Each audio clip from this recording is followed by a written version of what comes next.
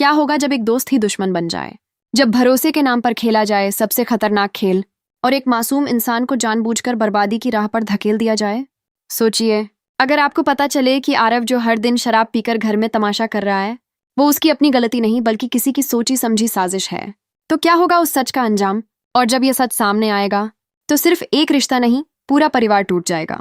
क्योंकि इस बार खेल बहुत बड़ा है और खिलाड़ी है आकाश। सब कुछ धीरे धीरे शुरू हुआ, इतना धीरे कि किसी को शक तक नहीं हुआ। आरव, जो कभी अपने परिवार की शान था, जो हर रिश्ते को इज्जत देता था, अचानक बदलने लगा। पहले छोटी छोटी बातों पर गुस्सा, फिर देर रात तक बाहर रहना, और अब रोज शराब पीकर घर आना। घर के हर कोने में सिर्फ एक ही सवाल गूंज रहा था, आखिर आरव को क्या हो गया है। काव्या हर दिन उसे समझाने की कोशिश करती, लेकिन हर बार वही नतीजा, बहस, चीख पुकार और आंसू। उसे समझ नहीं आ रहा था कि उसका वही आरव जो उसे हर मुश्किल से बचाता था, आज खुद ही उसके लिए सबसे बड़ी परेशानी क्यों बन गया है। लेकिन असली खेल कहीं और चल रहा था, और उस खेल का मास्टरमाइंड था आकाश। आकाश ने बहुत चालाकी से आरव के दिमाग में जहर घोलना शुरू किया, पहले दोस्त बनकर, फिर हमदर्द बनकर, और फिर धीरे धीरे उसे अपने जाल में फंसा लिया। वो हर बार आरव को यही एहसास दिलाता कि उसका परिवार उसे समझता नहीं है, कि वो इस घर में बस एक बोझ बनकर रह गया है। और जब इंसान अपने ही घर में अकेला महसूस करने लगे तो वो गलत रास्तों पर जाने लगता है। एक रात आकाश ने अपनी सबसे बड़ी चाल चली।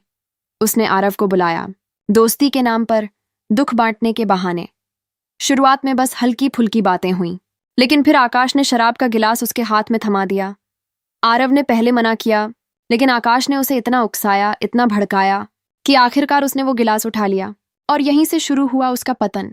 धीरे धीरे ये आदत बन गई।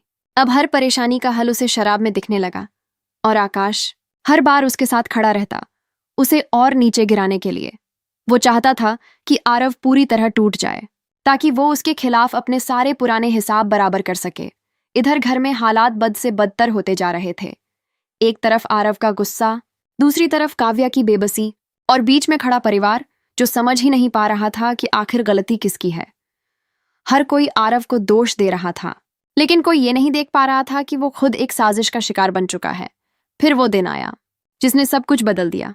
आरव एक बार फिर शराब के नशे में घर लौटा, लेकिन इस बार मामला सिर्फ बहस तक सीमित नहीं रहा। इस बार बात इतनी बढ़ गई कि उसने घर छोड़ने का फैसला कर लिया। काव्या उसे रोकती रही, परिवार समझाता रहा, लेकिन आरव ने किसी की एक नहीं सुनी। उसकी आंखों में गुस्सा था, दर्द था, और सबसे ज्यादा था धोखे का एहसास। लेकिन उसे ये नहीं पता था कि असली धोखा उसे उसके अपने दोस्त ने दिया है।